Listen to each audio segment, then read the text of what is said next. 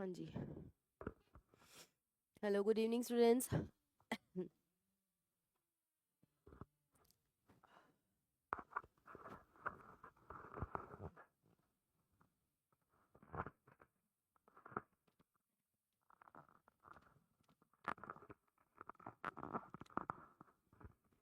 M so sorry, कल class नहीं मैं ले पाई बच्चे। पहले मैं बता रही थी तुम्हें कि मेरी तबीयत ठीक नहीं रहेगी तो ही आऊँगी, और कल तो बहुत ही बुरा हाल था। आज भी बहुत खांसी करूँगी, थोड़ा बियर कर लेना मेरे को। और आज मैं आ गई तुम्हारी क्लास लेने। इतनी छुट्टियाँ तो ठीक नहीं लगती।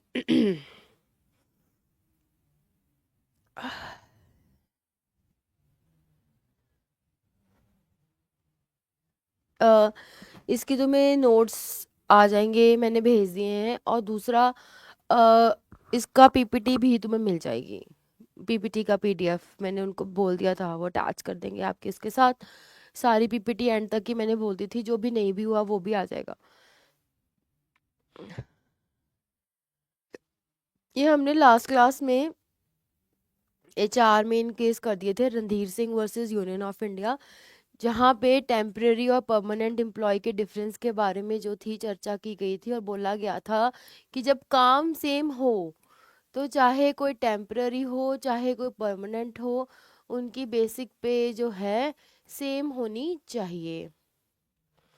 क्लियर बच्चा? अगला था हमारा बंधुआ मुक्ति। ये जो था बॉन्डेड लेबर के ऊपर था।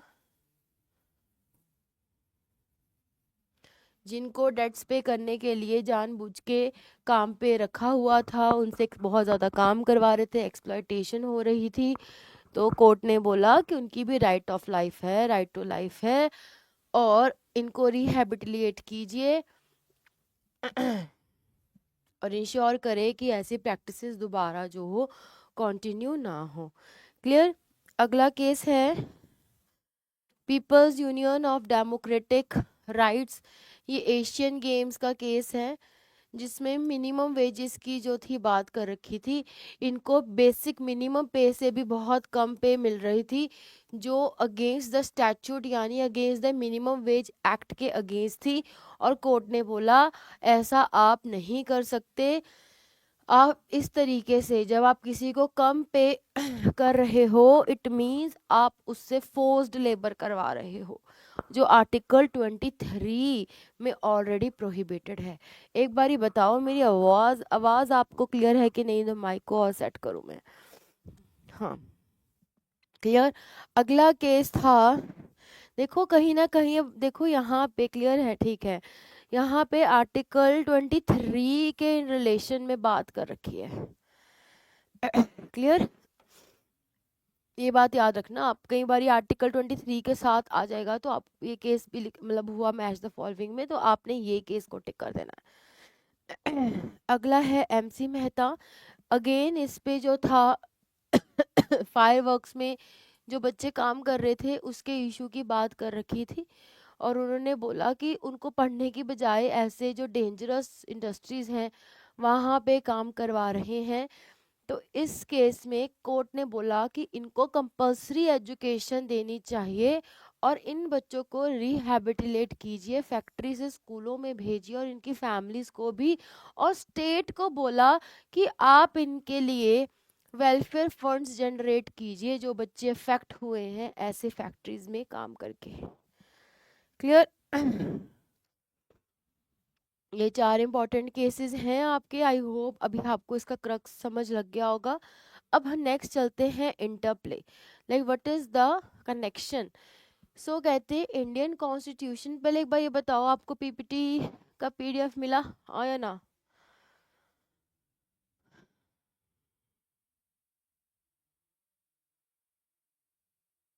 नो, अभी नहीं मिला?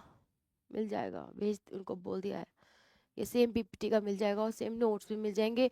नोट्स आपके डिटेल्ड रहेंगे क्योंकि इसकी एक या दो क्लासेस और बनेंगे जिसमें हम गिग वर्कर्स, इनफॉर्मल वर्कर्स, इन सब के बारे में जानेंगे। क्लियर? वो कुछ डेफिनेशंस हम कॉन्स्टिट्यूशन के ज़रिए ही कर लेंगे। तो आज की क्लास में थोड़े से दो टॉपिक्स रहते हैं आपके। फर्स्ट है आपका इंटरप्ले, कि कहते हैं इंडियन कॉन्स्टिट्यूशन में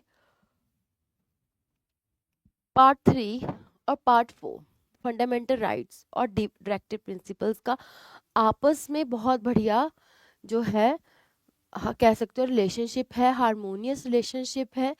कहते हैं नो डाउट फंडामेंटल राइट्स तो सीधे सीधे इन्फोर्सेबल रहते हैं। इन्फोर्सेबल समझते हो ना, अगर ये बिल्कुल भी वॉयलेट हो, आप अंडर आर्टिकल जो है 32 रेमेडी ले सकते हो और कोर्ट में इसको इन्फोर्स करवा सकते हो। बट आपके जो डीपीएसपीज हैं ये नॉन जस्टिशिएबल हैं। आप इनको सिर्फ स्टेट के लिए गाइडलाइंस ही हैं पॉलिसी मेकिंग की, बट आप इसको कहीं पे भी इन्फोर्स जो है नहीं करवा सकते। क्लियर? सो जुडिशरी, जिसकी वजह से जुडिशरी यहाँ पे बहुत ही बढ़िया जो है रोल प्ले करती है। क्यों, कैसे करती है? मान लो कहते कोई केस आ गया, जुडिशरी क्या करती है, उसको इंटरप्रेट करती है कि उस केस में क्या लिखा है, क्या इंटरप्रिटेशन है। क्लियर? जैसे अभी हमने कितने सारे केसेस पढ़े, उसमें बताया ना जुडिशरी ने बहुत ही बढ़िया तरीके से फैक्ट्स को समझ के उसमें आर्टिकल्स लगाए। ठीक है, तो ऐसे judiciary always play a very crucial role for interpreting the laws. Clear? Next आपका केस है, इसी को समझने के लिए, Minerva mills versus union of India. Again it is very very important. इसमें क्या था, 42nd amendment which attempted to give primacy to directive principles over fundamental rights, उसको चैलेंज करा था। क्लियर? 42nd अमेंडमेंट में जब डायरेक्टिव प्रिंसिपल्स को ज़्यादा प्राइमेसी दे दी, वहाँ से चीज़ें उठा उठा के मतलब डाल दी गई थी ना, तो सुप्रीम कोर्ट ने बोला कि इंडियन कॉन्स्टिट्यूशन बनाया इसीलिए रखा है ताकि एक fundamental rights and directive principles के बीच में एक बैलेंस बना सके, that they are complementary and not mutually exclusive। कहते ये नहीं कि वो अलग अलग हैं, बट ये एक दूसरे को कॉम्प्लीमेंट करते हैं। आपको राइट्स तो मिले हैं, उसके साथ आपको कुछ ऐसे पॉइंटर्स भी हैं लॉ बनाने के लिए बता रखे हैं जो आपके फंडामेंटल राइट्स को और भी स्ट्रॉन्ग कर देगी। क्लियर? तो कोर्ट ने बोला कि directive principles fundamental in the governance of the country, but वो किसी भी तरीके से आपके फंडामेंटल राइट्स को ओवरराइड नहीं कर सकती। क्यों क्यों नहीं कर सकती? क्योंकि fundamental rights are your rights which are guaranteed by the constitution and DPSPs, these are merely the guidelines which a state is supposed to follow। कि एक लॉ बनाने से पहले भाई एक बारी सोशल वेलफेयर के तुम DPSPs देख लो जो कॉन्स्टिट्यूशन ने आपके लिए लिखे हुए हैं। क्लियर? सिग्निफिकेंस ये रहा, fundamental rights must be harmonized to achieve social and economic justice, ensuring state policies do not violate the individual. ये बस लाइन यहाँ पे इंपॉर्टेंट है। कहते हैं अब ऐसा कानून बनाइए जिससे आपके फंडामेंटल राइट्स कभी वायलेट ना हो। क्लियर? कहते हैं फंडामेंटल राइट्स कभी वायलेट ना हो आपके, ऐसा आपका लॉ होना चाहिए जो डीपीएसपी से इन रिलेशन हो। तो अगर आपको क्वेश्चन आ जाए कहाँ पे ये बात लिखी गई है कि हार्मोनाइज sort of system होना चाहिए between the DPSPs and fundamental rights, the answer will be Minerva Mills versus Union of India। Basically इस केस के ज़रिए हम ये समझ रहे हैं कि जुडिशरी कैसे मतलब इंटरफेयर कर देती है और कैसे अपना स्टेप फॉरवर्ड रखती है और चीज़ों को क्लैरिटी देती है। इस केस से हमने ये सीखा है कि दोनों अलग अलग हैं, ठीक है, और आपके जो फंडामेंटल राइट्स हैं और जो डीपीएसपीज हैं, डीपीएसपी से जो तुम लॉ बनाओगे वो in tune, in harmonious relationship with fundamental rights ही होने चाहिए। कहीं पे भी आपका फंडामेंटल राइट जो है वो वायलेट नहीं होना चाहिए। यानी there is the like right to equality, everything should be there. जो भी आप कानून बनाओ, यही ना हो कि आपकी किसी पॉइंट पे आके वो चीज़ वॉयलेट हो रही, until and unless you have strongly evidently prove कि ये इन्हीं लोगों को लगेगा। जैसे मैटरनिटी बेनिफिट एक्ट है, वो फीमेल के लिए रहता है। आजकल लोग बोलते हैं कि पैटर्निटी एक्ट भी चाहिए हमें, मेल को भी चाहिए, मेल को भी दे देते हैं छुट्टी, पर वो कहते हैं कि फीमेल को तो अपनी बॉडी को हील करना होता है। क्लियर? तो यहाँ पे हम इक्वालिटी कैसे लगाएं? तो हम यही कहते हैं कि वो जो एक्ट है वो इन ट्यून ही है, डीपीएसपी से निकला है, बट ये yes it is in tune with fundamental rights only. आपको ये पॉइंट समझ लगा कि यहाँ पे ये केस क्या समझाना चाह रहा है? नेक्स्ट है very very important case law in the constitution. जो बच्चे जो बच्चे यूपीएससी की तैयारी कर रहे होंगे उन्होंने तो ये केस पक्का पढ़ा होगा। Kesavananda Bharati versus state of Kerala. ये लैंडमार्क जजमेंट है बच्चे, जिसमें doctrine of the basic structure की बात करी हुई है। उन्होंने बोला है, मैं अगर आपको सीधा सीधा समझाऊं एक लाइन में, वो ये कहते हैं कि आप कुछ भी लॉ बनाओ, वो आपका जो कॉन्स्टिट्यूशन का बेसिक स्ट्रक्चर है उसको नहीं हिलाना देना चाहिए, मतलब वो हिलना नहीं चाहिए। आप जैसा मर्जी लॉ बनाओ, अगर वो इन ट्यून है constitution, then there is no problem. Clear? So यहाँ पे एक्चुअली क्या होता था तब ना, पार्लियामेंट क्या करती थी, सेशन बिठा बिठा के ना बहुत सारी अमेंडमेंट्स कर देते थे थ्रू आर्टिकल 368। आपको पता ही है अमेंडमेंट का आर्टिकल 368 है। उसके जरिए बहुत सारी अमेंडमेंट्स जो थी कर देते थे, तो बहुत दिक्कत आती थी।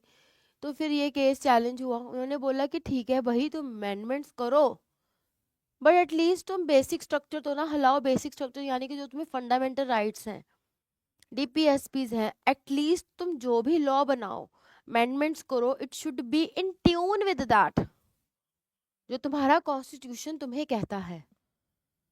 फॉर एग्जाम्पल, अब आपको, जैसे हमने लास्ट क्लासेस में लेबर लॉज के ऊपर कितने सारे फंडामेंटल राइट्स पढ़े, कल को तुमने कोई लॉ बनाना है, कोई एक्ट बनाना है, ठीक है, तो तुम सबसे पहले क्या करोगे? खुद सोच के देखो। कॉन्स्टिट्यूशन की बुक उठाओगे, आर्टिकल्स देखोगे, उसके इन ट्यून में जो तुम्हारी डिमांड है, अपने लॉ को वैसे ही फ्रेम करोगे ना, उसके अगेंस्ट होना जाओगे?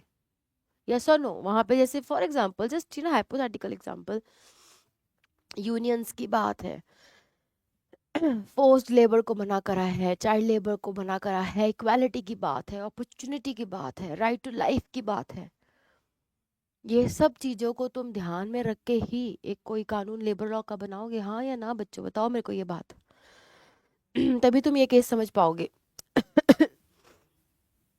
बताओ, ये केस बहुत डिटेल में है, ठीक है? तो हमने बस यहाँ पे घूम फिर के यही पढ़ना होता है कि बेसिक, हाँ बिल्कुल, बेसिक स्ट्रक्चर नहीं आपका जो है किसी भी तरीके से हिलना चाहिए। क्लियर? तो जजमेंट में क्या बोला, सुप्रीम कोर्ट ने बोला कि डायरेक्टिव प्रिंसिपल्स तो जरूरी हैं ये गवर्नेंस के लिए। कहते हैं हम उसको फंडामेंटल राइट्स को तो ओवरराइड कर ही नहीं सकते, क्योंकि मैंने आपको, जब हमने डीपीएसपी की क्लास लगाई थी, उसमें मैंने आपको एक एक डीपीएसपी के पॉइंट से बताया था ना कि ये पॉइंट निकला हुआ है, यहाँ से ये एक्ट निकला हुआ है, इस पे अभी कुछ नहीं हुआ। यस और नो? बेसिकली वो क्यों चीज़ें बताई थी, ये बताने के लिए कि डीपीएसपी कितने ज़रूरी हैं तुम्हारी स्टेट की गवर्नेंस के लिए। आपका स्टेट उस पर कितने लॉज, लेजिस्लेचर बैठ के कानून बनाता है, एग्जीक्यूटिव उसको एग्जीक्यूट कराता है। क्लियर? सो कोर्ट ने बोला कि डीपीएसपी जो हैं एक गाइड कर सकते हैं interpretation of fundamental rights, ensuring कि कॉन्स्टिट्यूशन की social justice goals are achieve without infringing on individual liberties. Basically इसमें ये कहा गया है कि आपको अगर कोई पूछे तो आपने ये बोलना है कि हमारे लेबर लॉज में सोशल जस्टिस लाना बहुत ज़रूरी बात है, because at the end of the day our workers have from day one struggled for the social justice in the society. So आपने इसे रिलेट करना है कि DPSPs are the main source from where the social justice is achieved, a balance is achieved, and thereafter fundamental rights क्या करते हैं, आपके हकों को प्रोटेक्ट कर देते हैं. क्लियर? यहाँ पे आपको ये जजमेंट वाली बात जो है समझ लगी. तो सिग्निफिकेंस क्या रहेगा कि DPSPs बहुत ही ज़्यादा इंपॉर्टेंट रोल प्ले करते हैं. फंडामेंटल राइट जो है इनवायलेबल हैं, वो फ्रीडम्स के साथ हैं नो डाउट, और सोशल वेलफेयर तो वो प्रमोट करते ही हैं, और जो DPSPs उसके साथ मिल जाता है तो और भी बढ़िया सोशल जस्टिस के रिगार्डिंग जो है एक बात हो सकती है. क्लियर? अगर हमने केशवानंद भारती को लेबर लॉज में को रिलेट करना है तो आपने ऐसे करना है कि कभी भी कोई भी लॉ बनाना है, लॉ किस लेबर लॉ बनाना है, जैसे लेबर लॉ की बात है ना, तो इसके क्या मेन प्रिंसिपल्स रहते हैं? सोशल जस्टिस, इक्विटी, हमने करा है बाकी सबकी क्लासेस में. क्लियर? एंड टेक्नोलॉजी, डुनलॉप थ्योरी थोड़ी सी याद रखना, इकोनॉमी. क्लियर? क्योंकि यह चीज़ें आजकल भी हैं और आपने ये बताना है कि कोई भी लॉ बनाओ, working condition, yes, it should be in tune with the basic structure of the constitution. It should in no manner infringe the constitution's basic structure. Basic structure यानी कि हम कई बार कहते नहीं है कि ये तो इसकी बेसिक नेचर है, वो कभी चेंज नहीं होगी. हम कह देते हैं ना कि कोई मान लो बंदा है बहुत हेल्पफुल है, वो ऐसा ही है, जितना मर्जी प्रिटेंड कर ले कि मैं नहीं हेल्प करूंगा, बट वो उसकी बेसिक नेचर होती है, वो हेल्प ही करता है. और एक बंदा ऐसा होता है वो जितना मर्जी अच्छा बन जाए बट वो रहता है एरोगेंट ही है, तो हम कहते हैं भाई इसकी बेसिक नेचर है, it will never change. So same is with the constitution. Constitution has one basic structure which is to promote the welfare of the people, to provide the social justice. कह रहे कोई भी ऐसा कानून बनाओ but ये चीजें आपकी हिलनी नहीं चाहिए. क्लियर बच्चे? रोल ऑफ जुडिशरी क्या है? जुडिशरी आपके लेबर राइट्स को और भी एक्सपैंड कर देता है. कैसे? कोई भी जजमेंट आ रही है उसको और बढ़िया तरीके, जैसे फॉर एग्जांपल हमने MC मेहता वाला केस देखा वर्सेस स्टेट ऑफ तमिलनाडु. उसमें जुडिशरी ने कैसे रोल प्ले करा, स्टेट को बोल दिया कि भाई इनको आप वेलफेयर फंड्स रिलीज करो. They have exceeded the role, the scope. समझ रहे हो? और कोई आप केस ले लो. 1 सेकेंड. हाँ जी, और केस ले लो कोई जहाँ पे बताओ, आप भी सोचो कोई केस. फॉर एग्जाम्पल आपका जो नागेज मिर्जा वाला था जहाँ पे एयर होस्टेस थी, वहाँ पे भी सुप्रीम कोर्ट ने बहुत बढ़िया तरीके से, जुडिशरी ने बोला कि ऐसे तुम कानून कैसे बना रहे हो फीमेल ओरिएंटेड. दोनों साइड के होने चाहिए, ऐसे तो तुम वायलेट कर रहे हो आर्टिकल 14, 20, आर्टिकल 14, 16 एंड 21. क्लियर? तो ऐसे कहते हैं जुडिशरी जब अपनी जजमेंट्स देती है, क्लियर, अपने रोल को, स्कोप को एक्सपैंड कर लेती है. उनका क्या काम है? जुडिशरी का काम है इंटरप्रिटेशन देना, जजमेंट देना. बट वो अपने काम के जरिए, जजमेंट के जरिए कह रहा है स्टेट को भाई तुम फंड्स भी रिलीज करो, इनको रिहैबिलिटेट करवाओ. कह रहा है कि नहीं कह रहा है? उनको स्कूल भेजो. एक जजमेंट आई यूनियन कृष्णा, उसमें क्या बोला? फ्री एजुकेशन दो इनको. विशाखा गाइडलाइंस में उनको गाइडलाइंस आगे रख दी. I hope you getting my point that how judiciary play very important role, कि कैसे वो लेबर राइट जो एक लॉ मतलब आपका एक्ट बताता है उसके स्कोप को और भी वाइड कर देता है थ्रू द जजमेंट्स. क्लियर? और क्या कहते हैं कि कोर्ट क्या करता है? इंश्योर करता है कि किसी भी तरीके से तुम्हारे लेबर राइट्स जो हैं वो वायलेट ना हो, वो उनको प्रोटेक्ट करे, सोशल जस्टिस आपको मिले. सो बेसिकली कहते बहुत ही ज़्यादा बढ़िया रोल है जुडिशरी का लॉ को इंटरप्रेट करने के लिए और वर्कर्स के राइट को प्रोटेक्ट करने के लिए. कहते जहाँ पे लेजिस्लेटिव जो लॉ है, कानून है, इट फॉल शॉर्ट, यानी कि वो अपना काम उतना लिखती में नहीं कर पाता जितना कोई जन, अब फॉर एग्जांपल यहाँ पे वर्ड्स हैं, अब मैं जैसे एक एक लाइन का फॉर एग्जांपल आर्टिकल 14 पढ़ा, 16 पढ़ा, हमने कितना उसको लेबर लॉज के एक्सपेंडेड वर्जन में पढ़ा विद केस लॉज। ठीक है, जुडिशरी भी यही करती है। आपका एक्ट आपको एक लाइन दे देता है, हमने उसमें से काफी सिनेरियोज निकालने होते हैं, जुडिशरी ये काम करती है। अब आपके सामने ही है कितने केसेस थे, कहीं ना कहीं 21 लग गया, कहीं 23 लग गया, और सिमिलर से केसेस में कहीं में 21 भी लग गया आर्टिकल। हुआ कि नहीं हुआ ऐसे, कई बार डीपीएसपीज में 21 लग गया। क्लियर? तो ये चीज यहाँ पे समझाई गई है कि जहाँ पे बात इतनी सी होती है, जुडिशरी उसका बहुत ही बढ़िया तरीके से वर्णन जो है कर देता है। स्टूडेंट्स, आपको यहाँ तक समझ लगा तो बताइए, फिर हम आगे चलेंगे। अभी थोड़ी कंसेप्चुअल क्लास ही आपकी आज की लग रहा है, ठीक है, गुड। चलो, बैलेंसिंग राइट्स, तो कहते हैं कोर्ट्स ने एक ये भी बहुत बड़ा चीज फेस करते हैं कि राइट्स को कैसे बैलेंस करें। एक साइड पे इकोनॉमिक ग्रोथ देखनी होती है, दूसरी साइड पे लेबर के राइट्स प्रोटेक्ट करने होते हैं। फॉर एग्जांपल कोई इंडस्ट्री है, उसके अगेंस्ट केस है, वर्कर ने डाला है, एक साइड पे वर्कर के राइट्स को प्रोटेक्ट करना है, एक साइड पे इंडस्ट्री में काम नहीं हो रहा, वहां पे इकोनॉमिक ग्रोथ देखनी है। तो कहते हैं कोर्ट को भी बहुत चैलेंजेस जो है फेस करने पड़ते हैं, बट वो कोर्ट का काम क्या है, तकड़ी का काम क्या है, बैलेंस करना। तो कोर्ट कहते हैं बहुत ही बढ़िया तरीके से इन चीजों को बैलेंस कर लेता है। स्टेट का इंटरेस्ट रहता है, इंडस्ट्रियलाइजेशन, इकोनॉमिक डेवलपमेंट्स को वन सेकेंड रिकॉग्नाइज करना, और जुडिशरी का काम क्या होता है, वर्कर्स के हकों को प्रोटेक्ट करना। क्लियर? स्टेट क्या करेगी, कानून बनाएगी, ठीक है, इकोनॉमिक ग्रोथ वगैरह के ऊपर ध्यान देगी।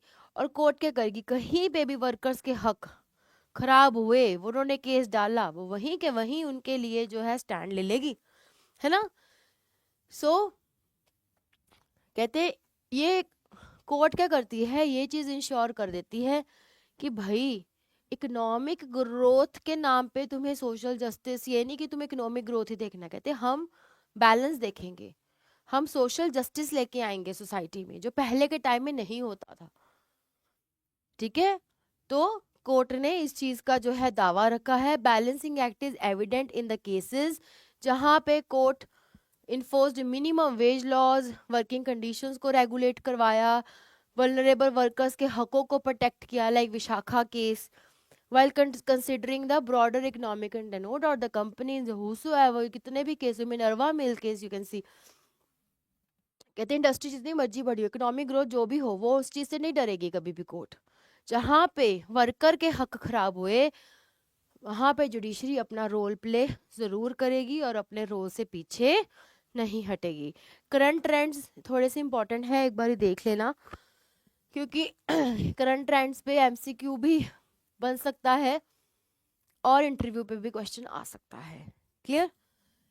देखो, करंट ट्रेंड्स के चलते ही जो कल की क्लास, मतलब जो नेक्स्ट, कल तो संडे है, अगली क्लास उसी के रिलेशन बनाई गई है, करंट ट्रेंड्स को ही ध्यान में रख के, gig workers, informal workers and everything.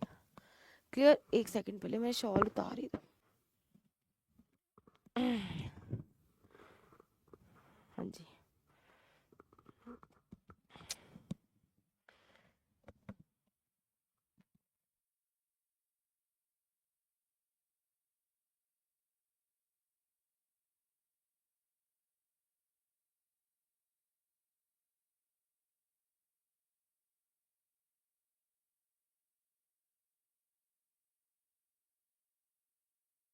हाँ जी, कहीं क्लास बंद हो जाती है ना, फिर बाहर से आओ तो ठंड लगती है, फिर ये स्टूडियो बंद रहता है तो गर्मी लगने लग जाती है। हाँ जी, करंट ट्रेंड्स क्या है, कहते इकोनॉमिक चैलेंजेस बहुत है, ऑनगोइंग चैलेंजेस बहुत है। सबसे पहले जो मेन आया था ना, ग्लोबलाइजेशन का इफेक्ट हुआ है सबसे ज़्यादा, the informal sector and the gig economy. ये जो हम नेक्स्ट क्लास में पढ़ेंगे, what is gig economy, what is the informal sectors. Clear. कहते हैं कोविड-19 जो पैंडेमिक था, इसने तो इतनी ज़्यादा लेबर मार्केट हिला के रख दी थी कि बहुत ज़्यादा चैलेंजेस जो थे लेबर वर्कर्स को देखने पड़ते, specially informal and migrant workers को। माइग्रेंट वर्कर्स का तो न्यूज़ में भी कितना आता था, बेचारे कैसे अपने घर गांव वापस गए थे। It was such a tough task for them during the Covid times. Clear. तो कोविड टाइम्स के बाद you can say the things got changed a lot, you know, due to which the current trends are so. Things are not the same which what the things were before the COVID. Clear? तो कभी आपके पास interviewer पूछे कि what do you think the things are same, वैसे तो answer obvious है, no आएगा। But अगर आप उसमें कोविड का जिक्र करके बोल दोगे तो आपका आंसर और भी बढ़िया हो जाएगा। क्लियर। रिसेंट देखते हैं, रिसेंट लेजिस्लेटिव डेवलपमेंट्स कौन कौन सी हैं, आपको पता ही है। कोड्स जो आए हैं, सबसे पहले है इंडस्ट्रियल रिलेशन कोड 2020। ये कोड ने कहते हैं हमारे ट्रेड यूनियंस को कंडीशंस ऑफ एम्प्लॉयमेंट यानी स्टैंडिंग ऑर्डर्स, ठीक है, और इंडस्ट्रियल डिस्प्यूट एक्ट को कंसोलिडेट कर दिया है। इसके आने से क्या हुआ, सबसे पहले काम करने का तरीका इजी हो गया है, इन्होंने बहुत ही सिंप्लीफाई कर दिया है और एक एक ही एक्ट में सारा फ्रेमवर्क बता दिया है। हाउएवर देयर आर कंसर्न्स कि चेंजेस में dilute workers right, particularly regarding the job security and collective bargaining. कहते हैं हाँ, कहीं ना कहीं तभी तो वो लागू नहीं करते, क्योंकि ट्रेड यूनियन में इसके में बहुत ज़्यादा डिफरेंसेस कर दिए हैं, ठीक है, उसकी registration purpose and all that. तो कहते हैं उसके चलते थोड़ी बहुत ही दिक्कत इनको आ सकती है।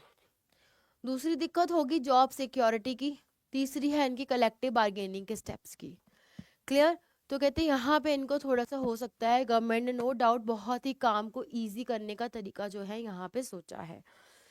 फ्लेक्सिबिलिटी इन एम्प्लॉयमेंट, कहते हैं इन्होंने प्रोविजन में फिक्स टर्म एम्प्लॉयमेंट जो है इसमें डाली है। हम जब पढ़ेंगे आपको पता चल जाएगा फिक्स टर्म एम्प्लॉयमेंट जो है क्या होती है। But it has faced criticism because job security specially in sectors जहाँ पे ले ऑफ्स बहुत होती हैं, शॉर्ट टर्म कॉन्ट्रैक्ट्स होते हैं। कहते हैं फिक्स टर्म तो इन्होंने दे दिया, बट उन इंडस्ट्रीज का क्या उन फर्म्स का क्या जहाँ पे ले ऑफ्स कर देते हैं, पता है क्या करते हैं वो, आपको टास्क दे देते हैं, स्ट्रीमलाइन कर देते हैं कि अगर आप इतने दिनों तक अपना टास्क नहीं करोगे हम आपको ले ऑफ कर देंगे।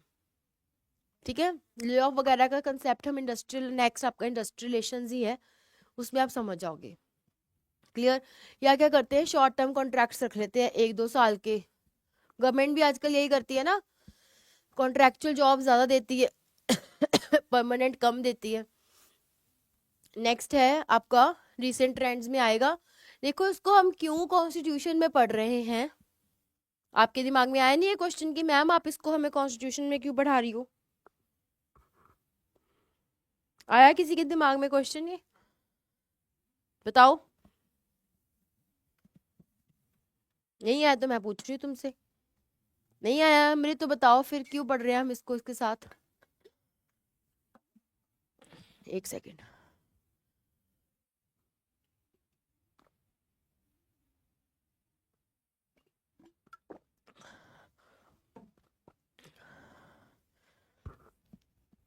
अच्छा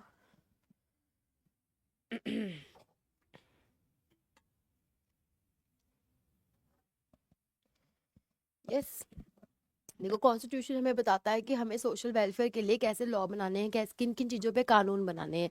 रिसेंटली ये 4 कानून बने हैं, तो करके हम इसको पढ़ रहे हैं यहाँ पे, सो दैट कल को इंटरव्यूअर या कोई एमसीक्यू ऐसा आ जाए in relation to constitution it's with respect to this new code, you will be able to answer.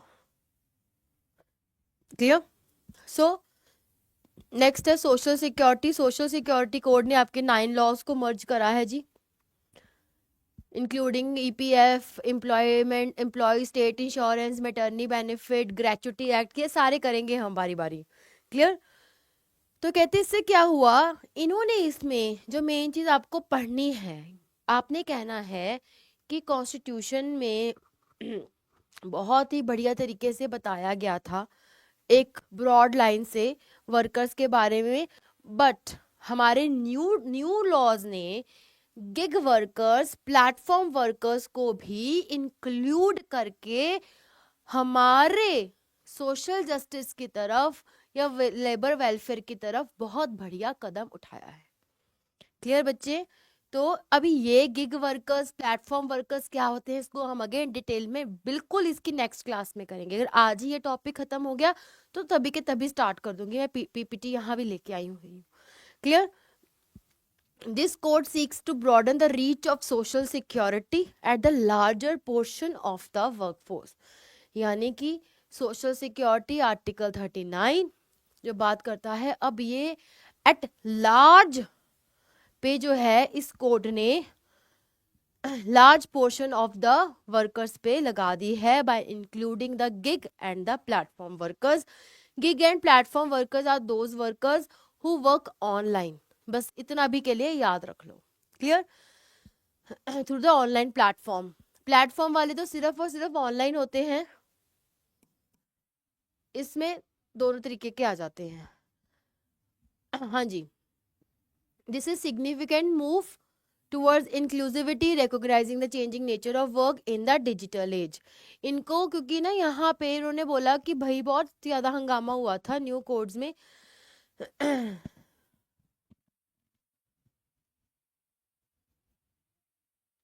ये आपका क्वेश्चन अभी आंसर करती हूँ.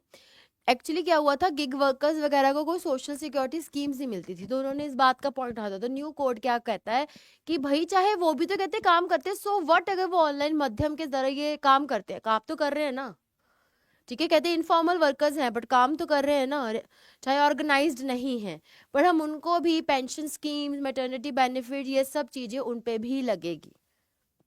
न्यू कोड में अभी तो देखो, न्यू कोड्स में पुराने एक्ट से न्यू कोड्स में बहुत चेंजेस हैं.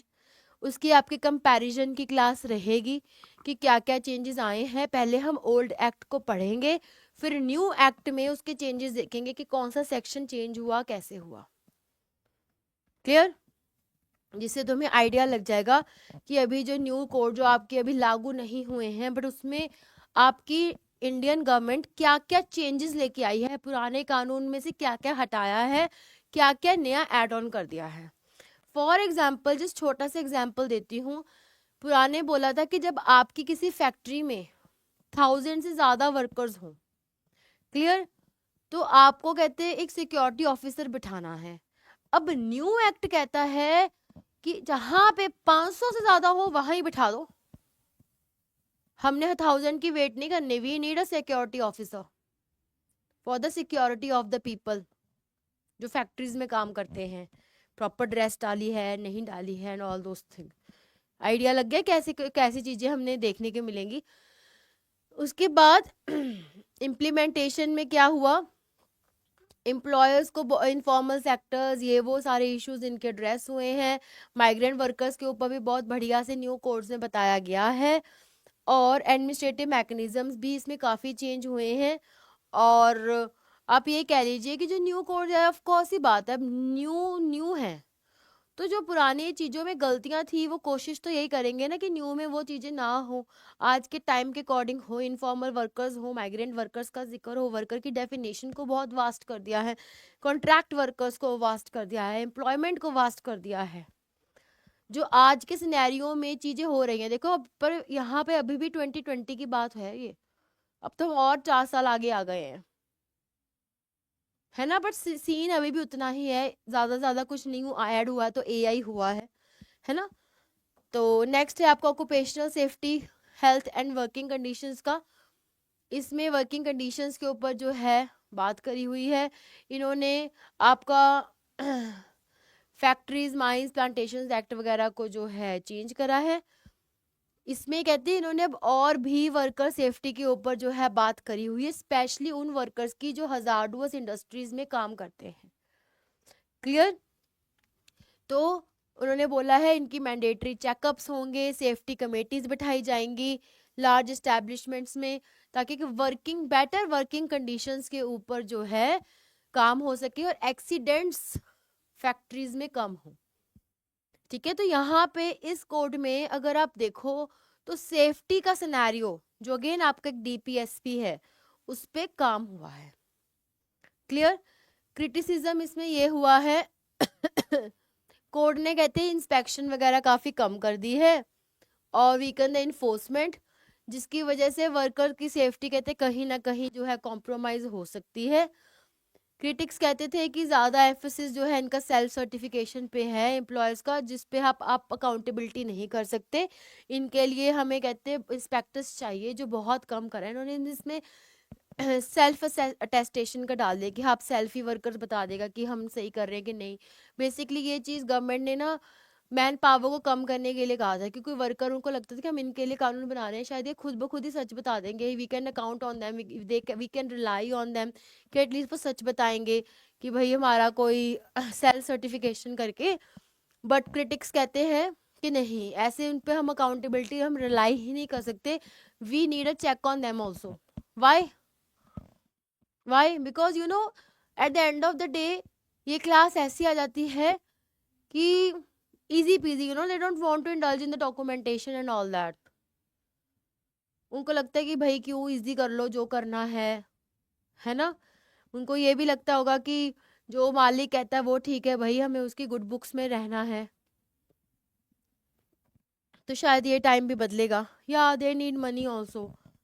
ये टाइम भी बदलेगा तो फिर ये ठीक हो जाएंगे। ओके इस पे हमने 3 के बारे में ही पढ़ा है, वेजेस के बारे में इसमें एक्ट नहीं है।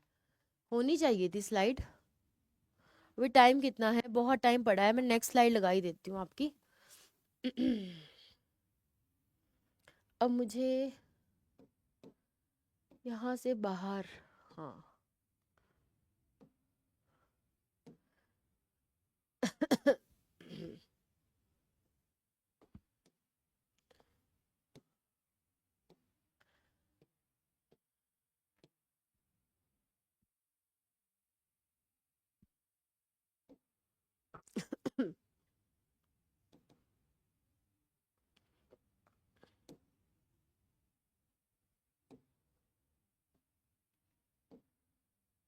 चलो नेक्स्ट स्लाइड लगा दी आपको मैंने। देखो यहाँ तो नहीं एंड में वेजेस है कहीं।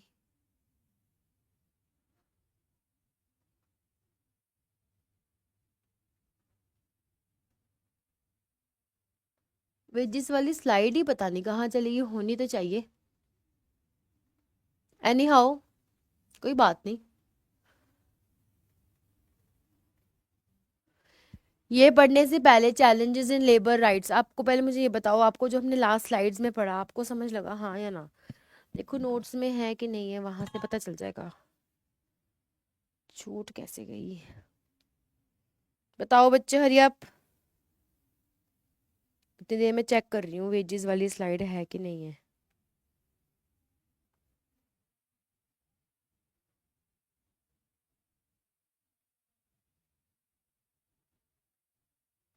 नहीं है वेजेस वाली स्लाइड ना इसमें, वहाँ उसके बारे में ऐड करा ही नहीं हुआ। कोई बात नहीं। यस स्टूडेंट्स जितना हमने लास्ट क्लासेस में फंडामेंटल राइट्स मेन मेन चीज़ें पूछूंगी, रिसेंट्स भी छोड़ो। फंडामेंटल राइट्स, टीपीएसपीज, केस लॉज समझ लगे? अब मैं आपको बंधुआ का केस पूछूं, आप बता सकते हो उसमें क्या था? हरी हरी हरी आप स्टूडेंट्स फटाफट बताओ मेरे को बंधुआ मुक्ति मोर्चा केस के बारे में। एक दो वर्ड की वर्ड्स बताओ, hurry up.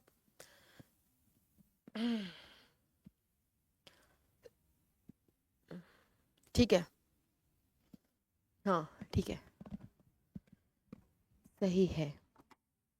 नागेज Mirza, Mirza case.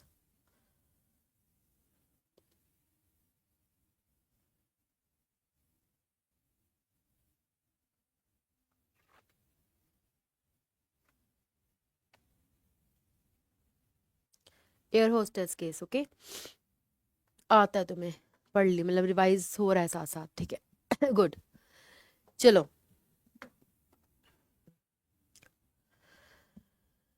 Challenges in labour rights, सबसे पहले इनफॉर्मल सेक्टर वर्कर्स। इशू क्या है, कहते हमारे इंडिया में 80% से ज़्यादा जो है वो इनफॉर्मल सेक्टर्स में ही आपके काम कर रहे हैं। कहाँ काम कर रहे हैं? इनफॉर्मल सेक्टर्स में। कहते ये वर्कर्स को क्या होता है, ये इनफॉर्मल रहते हैं जिसकी वजह से इनको कोई लीगल प्रोटेक्शन नहीं मिल पाती, ना इनका कोई सोशल सिक्योरिटी स्कीम्स की तरफ कोई असेस हो पाता है। क्लियर? जिसके चलते हुए से वर्किंग कंडीशन ये इन सब चीज़ों से वंचित रह जाते हैं, इनको ये सब मिलता ही नहीं। क्लियर? तो पॉलिसी गैप्स इतनी ज़्यादा हैं, कहते हैं हमें नो डाउट कॉन्स्टिट्यूशन ने बहुत सारी गारंटीज दी हैं जिसकी वजह से आज हमारे इतने सारे लेबर लॉज जो हैं एग्जिस्ट कर रहे हैं, बट इनफॉर्मल जो आपके वर्कर्स हैं वो बहुत ही ज़्यादा एक्सप्लॉयटेशन, क्योंकि वो रजिस्टर्ड नहीं ना कर पाते, लो वेजेस और हजार्डस वर्किंग कंडीशंस में काम करने का ये जो है प्रॉब्लम फेस करते हैं।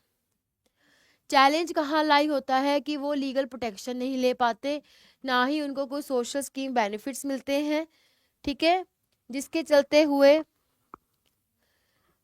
आज भी ये लोग स्मॉल स्केल या अनरेगुलेटेड इंडस्ट्रीज में या सेल्फ एम्प्लॉयड इंडिविजुअल्स हैं जो बन के रह जाते हैं। क्लियर? अब ये था इनफॉर्मल सेक्टर वर्कर्स की problem, but informal sector worker है कौन? ठीक है, इनफॉर्मल सेक्टर वर्कर्स वो इंडिविजुअल्स हैं जो ऐसे इकोनॉमिक एक्टिविटीज यानी कि जहां काम करते हैं, बट ये रेगुलेट नहीं होते गवर्नमेंट के द्वारा। अब तो श्रम कार्ड बनना हो गया है ना, श्रम कार्ड के जरिए आप एक रेगुलेटेड वर्कर बन सकते हो, और ये basically often outside formal labour laws and protections, जिसके चलते हुए जब ये लीगली रजिस्टर्ड नहीं हो पाते through standing orders act, clear, इनको कोई भी लीगल प्रोटेक्शन नहीं मिलती, सोशल सिक्योरिटी स्कीम्स नहीं मिलती। ये कहते हैं जो सेक्टर है बेसिकली अनरजिस्टर्ड या अनइनकॉर्पोरेटेड बिजनेसेस में जो है ज़्यादा मिलते हैं, जिनको गवर्नमेंट को ट्रैक करना बहुत टफ हो जाता है, रेगुलेट करना और या फिर इन पे टैक्स लगाना। आपको ये समझ लगा कि इनफॉर्मल सेक्टर वर्कर्स कौन होते हैं? सबसे पहले अगर आपसे कोई पूछे या एमसीक्यू आए which are not regulated by the government, इसकी डेफिनेशन है। क्लियर? आपको इसकी डेफिनेशन के लिए ये चीज याद रखनी है, not regulated by the government, जिसके चलते इनको कोई बेनिफिट्स नहीं मिल पाते। Clear? For example daily house help हो गई, आजकल तो वो कई बार हमें रजिस्ट्रेशन के थ्रू मिल जाती है ना, आजकल कंपनीज ऐसे कुछ बनी होती हैं जो आम आपके घर में आ रही हैं, या कुछ लोग शॉप्स पे ऐसे ही काम कर रहे हैं, कहीं कुछ रजिस्ट्रेशन नहीं है, कोई सोशल सिक्योरिटी स्कीम्स नहीं मिल रही, जब मन करा दुकानदार निकाल देता है उनको। आप समझे कौन से इनफॉर्मल सेक्टर वर्कर्स की हम बात कर रहे हैं? क्योंकि देखो जब ये कोई ऑर्गेनाइजेशन होती है ना, वो ऑर्गेनाइज्ड होती है, सैलरी डालेगा ऑर्गेनाइज तरीके से डालेगा, आपका टीडीएस कटेगा, क्लियर, और रेगुलेशन बहुत ही बढ़िया तरीके से हो जाती है, गवर्नमेंट उनको ट्रैक कर सकती है। और इन लोगों को बेचारों को ट्रैक तो छोड़ो, उनको तो कुछ स्कीम्स कुछ भी नहीं मिलती क्योंकि कहीं पे उनकी रजिस्ट्रेशन ही नहीं होती। Clear students? सो अब बताओ, इनफॉर्मल सेक्टर वर्कर्स पढ़ने के बाद तुम्हें इशू और पॉलिसी गैप समझ लगा? लग गया ना?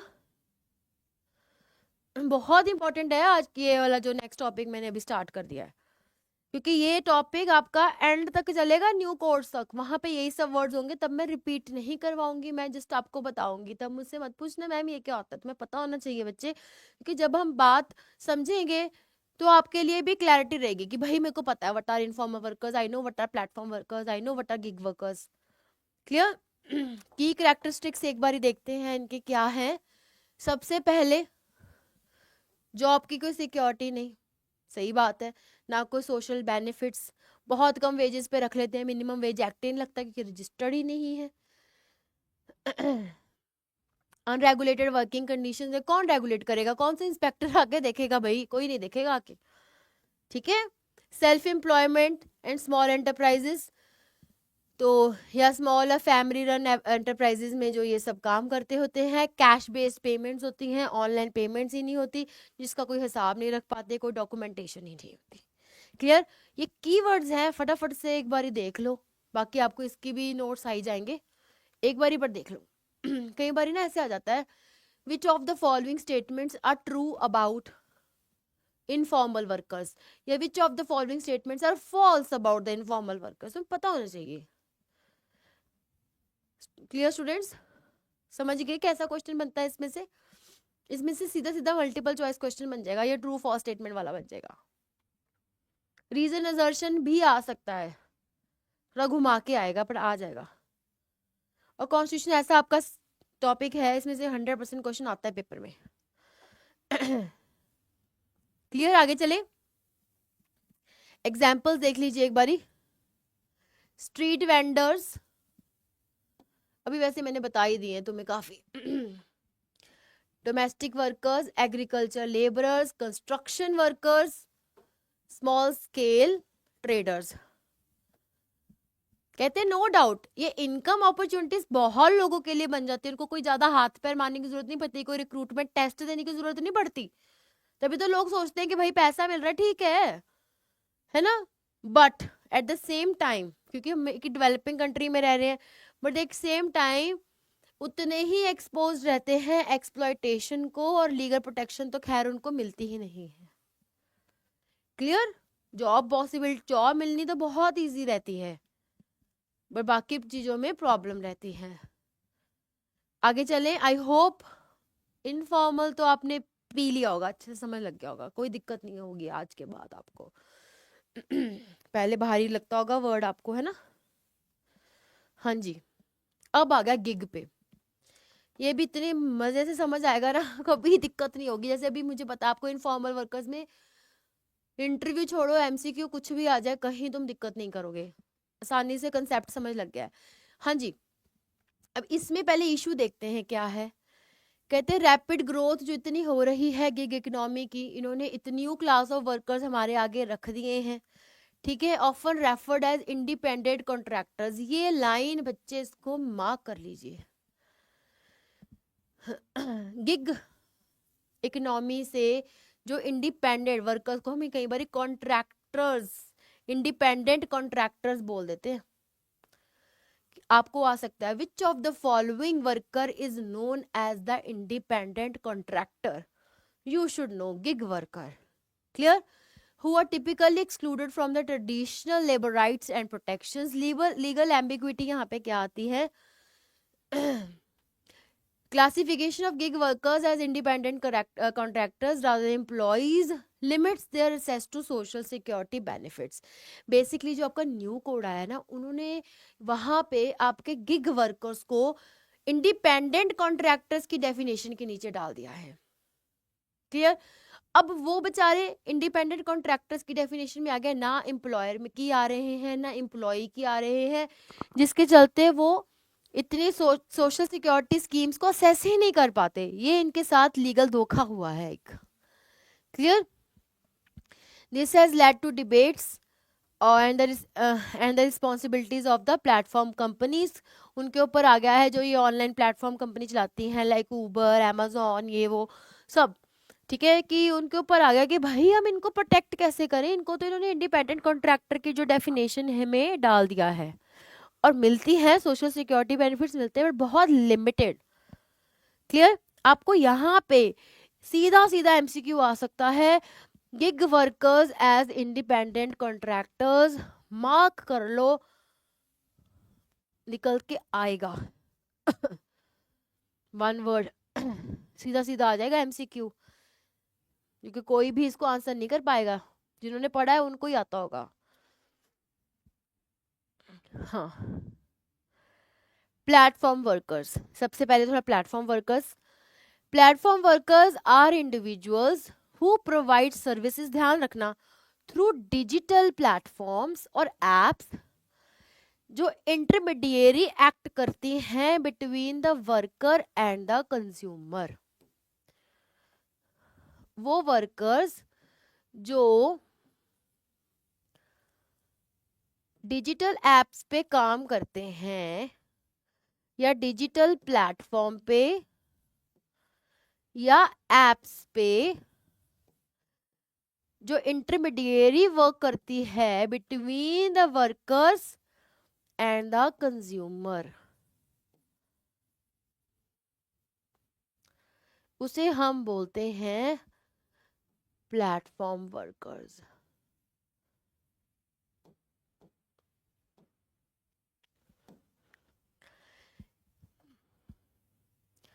और इन प्लेटफॉर्म्स को हम कई बार ऑन डिमांड क्यों, आपको ऑन डिमांड खाना जोमेटो से चाहिए, ऑन डिमांड, क्लियर, ऊबर चाहिए अपनी डिमांड पे जहां डेस्टिनेशन पे जाना है, ऑन डिमांड प्लेटफॉर्म बोल देते हैं, या फिर गिग प्लेटफॉर्म भी इनको बोल देते हैं। Facilitate the connection between the workers and the customers, allowing workers to perform the task or provide services when needed. Yes, gig worker वो होता है। अब प्लेटफॉर्म वर्कर्स क्या होते हैं? आपने ऊबर की ऐप से, this is your platform, right, आपने कैब बुक करी, you are the consumer. Now Uber का कोई ड्राइवर आएगा, तुम्हें पिक करेगा। जो वहां बीच में जहां वो काम कर रहे हैं वर्कर्स ऐप के ऊपर, वो होंगे आपके प्लेटफॉर्म वर्कर्स। Amazon पे डीलर्स बैठे हैं, क्लियर, आपने उनसे सामान मंगवाया, वो वर्कर्स देने आएंगे तुम्हें, आप कंज्यूमर हो, आपने एक ऐप के जरिए ऑनलाइन प्लेटफॉर्म पे ऑर्डर किया। जोमैटो, आपने ऐप पे होटल में जो भी मान लो डोमिनोज पे करा, वो प्लेटफॉर्म वर्कर्स आ गए। कंज्यूमर तुम हो, तुम्हें कोई डिलीवरी बॉय देने आ रहा है, वो वर्कर हो जाएगा वहां पे। समझ गए तुम ये बात? या फिर ऐसे भी तुम इसको रिलेट कर सकते हो कि जोमेटो का जब तुम्हें पर्सन देने आता है वो प्लेटफॉर्म वर्कर हो गया, और जो डोमिनोज वाले बना रहे हैं वो वर्कर्स हो गए, क्लियर, और आप कंज्यूमर हो। आपको बस यही समझना है, प्लेटफॉर्म वर्कर्स मीन जो डिजिटल बैठे हैं वहां पे। वो रिलेट कैसे करना है अपनी कंसेप्ट को बढ़ाने के लिए, वो आप अपने तरीके से कर सकते हो। की फीचर्स देख लो क्या क्या है प्लेटफॉर्म के। सबसे पहले आपका platform worker such as mobile app, website जो टास्क कंप्लीट करने में हेल्प करती हैं। टेक्नोलॉजी ड्रिवन वर्क रहता है, for example Uber, Ola ride के लिए, Swiggy, Zomato for food, Fiverr और Upwork for freelancing work. Flexibility, अपनी मर्जी है भाई, तुम जब मर्जी अपने फ्लेक्सिबल शेड्यूल में तुम काम कर सकते हो, जो बहुत सही रहता है। इंडिपेंडेंट कॉन्ट्रैक्टर इनका स्टेटस रहता है, इनको क्लासीफाई इंडिपेंडेंट कॉन्ट्रैक्टर के नाम से करा हुआ है। सो बस इनको यही है कि ट्रेडिशनल बेनिफिट्स जो हैं वो नहीं मिलते, like health insurance, paid leave, job security वगैरह, ठीक है। टास्क बेस्ड इनका जो है वर्क रहता है। Paid task according, for example वहाँ की रेट है 150 की है, ठीक है, आगे कहीं ज़्यादा लंबा जाना है 300 की है। तो टास्क बेस्ड जो रहता है उनका काम रहता है, ठीक है। और फूड डिलीवरी वर्कर को उसी अकॉर्डिंग डिलीवरी जितनी दूर है उस अकॉर्डिंग पे मिल जाता है, क्लियर। तो skill levels, platform workers low skilled task like driving, delivery, to high skilled तक जाता है, जहाँ पे ग्राफिक डिजाइनिंग, सॉफ्टवेयर डेवलपमेंट, आप फ्रीलांसिंग जब करते हो। No employ employer relationship here, क्योंकि प्लेटफॉर्म कंपनी जो एज इंटरमीडिएट्स वर्क करती हैं वर्कर्स के बीच में और कस्टमर्स के बीच में, जिसके चलते हुए उनकी कोई लाइबिलिटी नहीं रहती एम्प्लॉयर एम्प्लॉय की। जो वो प्लेटफॉर्म वर्कर पे रहते हैं वही उनकी जो है लाइबिलिटी रहती है। आपको क्लियर हो गया? प्लेटफॉर्म वर्कर्स क्लियर हुआ गया बच्चों? बताओ। गिग वर्कर्स, अब गिग वर्कर्स वो है जो शॉर्ट टर्म के लिए फ्रीलांसिंग या कॉन्ट्रैक्ट बेस्ड जो है जॉब करते हैं, often refer to as gigs. These workers typically find and perform tasks or services through digital platforms or apps such as ride, वही सिर्फ डिलीवरी, ओला, फ्रीलांसिंग मार्केट या ऑन डिमांड सर्विसेज लाइक आपकी होती नहीं है क्या उसका नाम है, जो घर आके आपकी वैक्सिंग वुक्सिंग कर देते हैं, फेशियल ट्रीटमेंट्स दे देते हैं ऑन डिमांड, जो जो भी रहता है, क्या नाम था उस ऐप का, अर्बन क्लैप, है ना। हाँ जी। गिग वर्कर्स ट्रेडिशनल एम्प्लॉय से बहुत डिफरेंट होते हैं, कोई लॉन्ग टर्म कॉन्ट्रैक्ट नहीं होता, फिक्स्ड वर्किंग आवर्स नहीं होती, बेनिफिट्स कोई नहीं मिलते और ना पेड लीव मिलती है। Instead they are often classified as, again इनको भी इंडिपेंडेंट कॉन्ट्रैक्टर के नाम पे ही बोला जाता है और ये अपने टैक्सेस, इंश्योरेंस वगैरह, वर्क रिलेटेड एक्सपेंसेस जो है खुद ही मैनेज करते हैं। इनको जो डिलीवरी वगैरह के रहते हैं वैसे जो इनको पैसे मिल जाते हैं। फ्लेक्सिबिलिटी मेन है, जब चाहो जैसे मर्जी काम कर लो, टास्क ओरिएंटेड रहता है, प्लेटफॉर्म बेस्ड रहता है, कोई जॉब सिक्योरिटी बेनिफिट्स नहीं रहते। This type of work is known as growing gig economy where temporary and flexible jobs are increasing common. देखो, अब आपने गिग वर्कर और प्लेटफॉर्म वर्कर में कंफ्यूज नहीं होना। प्लेटफॉर्म वर्कर वो रहता है जिसमें आपके पास कोई मध्यम रहता है ऑनलाइन, और गिग वर्कर वो भी हो सकता है जहां ऑनलाइन ना हो, आपको वैसे कोई सर्विसेज मिल रही हो। क्लियर, बस ऑनलाइन का उसमें ज्यादा नहीं होता, प्लेटफॉर्म में ऑनलाइन रहता है। बाकी इस एक चार्ट के जरिए हम बहुत बढ़िया तरीके से एक बारी डिफरेंस कर लेंगे। ठीक है, सबसे पहले gig workers short term freelancers temporary jobs के लिए रखे जाते हैं, प्लेटफॉर्म थ्रू डिजिटल प्लेटफॉर्म्स, ये मेन डिफरेंस है। इंटरव्यूअर, एमसीक्यू, कुछ भी आए तुम्हें पता होना चाहिए, कंफ्यूज मत होना वहां पे। क्लियर, और ये आपको पता ही है अनरेगुलेटेड अनरजिस्टर्ड रहते हैं। वर्क टाइप टास्क बेस्ड, यहाँ पे task based, freelancing, contract work, यहाँ पे टास्क बेस्ड जो भी होगा बस डिजिटल प्लेटफॉर्म होगा ही होगा। प्लेटफॉर्म में, प्लेटफॉर्म से याद रखना डिजिटल, बस। क्लियर, यहाँ पे अनरेगुलेटेड, इनफॉर्मल, मोस्टली मैनुअल वगैरह काम रहता है। यहाँ पे सीधा सीधा लिखा है टेक्नोलॉजी में मे और may not rely on technology. Clear, but ये स्ट्रांगली रिलायंट टेक्नोलॉजी पे हैं, मोबाइल एप्स, वेबसाइट, और ये तो जनरली होते ही नहीं डिजिटल इस पे। Clear, examples freelancing, ride hailing drivers, project based consultants, यहाँ से आपको याद रहेगा जो प्रोजेक्ट बेस्ड कंसल्टेंट्स वो भी आपके गिग वर्कर्स में आते हैं। यहाँ पे आपके food delivery workers, ride hailing, क्यों फूड डिलीवरी, क्योंकि आप ऑनलाइन जब करते हो थ्रू जोमेटो, स्विगी, ब्लिंकिट, आज तो पता नहीं क्या क्या आ गया अब तो, है ना।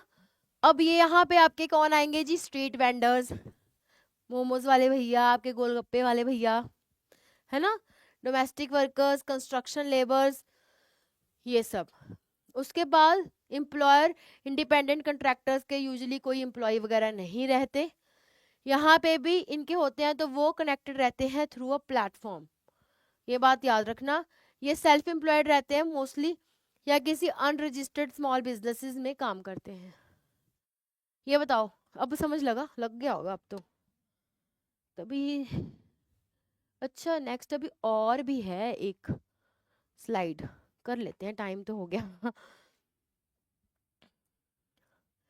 गिग वर्कर्स मीन्स नहीं, platform workers means delivery person, gig worker is a vast term, उसमें डिजिटल और दोनों आएंगे। फ्लेक्सिबिलिटी, जो जब मर्जी चाहे कर सकते हैं, यहाँ पे भी इनकी फ्लेक्सिबिलिटी कम रहती है, इनको कोई सोशल बेनिफिट्स नहीं मिलते, सेम यहाँ पे भी नहीं मिलते और यहाँ पे नहीं मिलते। लीगल फ्रेमवर्क अगेन इतना ज़्यादा नहीं ये आ सकते हैं क्योंकि अभी कोड भी हमारा लागू नहीं हुआ, depends upon the country, right. ये भी फॉर्मल लेबर लॉ से बाहर रहते हैं, इन पे दूसरे कंपनी लॉ वगैरह ज़्यादा लग जाते हैं, लेबर लॉज नहीं लगते। ये तो अनरेगुलेटेड है ही है, ये तो कहीं बेचारे लगेंगे। पेमेंट मोड जो है स्पेसिफिक टास्क ओरिएंटेड रहता है इनका, और इनका डिलीवरी या कंप्लीटेड टास्क थ्रू प्लेटफॉर्म, जितने की ऊबर बुक कराई, राइड बुक कराई आपने या खाना मंगवाया, उस अकॉर्डिंग रहता है। यहाँ पे मोस्टली कैश बेस्ड रहती है और अनडॉक्यूमेंटेड रहता है पैसा। इसको ये थोड़ा बहुत है कहते हैं रेगुलेटेड है, ज़्यादा नहीं, कुछ कंट्रीज में जहाँ फ्रीलांसिंग ज़्यादा होती है ना वहाँ। और ये प्लेटफॉर्म पॉलिसीज पे हैं, अगेन यहाँ पे भी गवर्नमेंट कंट्रोल कम है, और ये तो है ही अनरेगुलेटेड, गवर्नमेंट का इतना कंट्रोल ही नहीं है इस पे। Clear, So gig workers, platform workers, informal sectors, workers जो कॉन्स्टिट्यूशन ये राइट्स प्रोटेक्शंस प्रिंसिपल्स जो कॉन्स्टिट्यूशन ले करता है उसको इम्पैक्ट करते हैं। अब अगली क्लास में हम ये देखेंगे कि कैसे इन पे कॉन्स्टिट्यूशन लगाना है हमने। मान लो कल को आपके पास कोई ऐसा क्वेश्चन आ जाए, एमसीक्यू आ जाए, situation based, case study based, तो तुम्हें पता होना चाहिए ना कि भाई चाहे अनरेगुलेटेड है बट मैं इसको कॉन्स्टिट्यूशन के साथ कैसे जोड़ूंगा, गिग वर्कर को, इनफॉर्मल वर्कर को और प्लेटफॉर्म वर्कर को। गिग, प्लेटफॉर्म, इनफॉर्मल, ये हैं आपके अनरजिस्टर्ड। वैसे अनरजिस्टर्ड मेनली इनफॉर्मल रहता है, बाकी तो प्लेटफॉर्म के जरिए रजिस्टर्ड ही रहते हैं। क्लियर? आई होप आपको आज की क्लास बहुत अच्छे से समझ लगी होगी, कोई प्रॉब्लम नहीं हुई होगी। चलो let's end the class. Notes आ जाएंगे, रिवीजन कर लेना। या I really need. Thank you thank you thank you. Okay bye bye. You have Sunday, please revise, okay?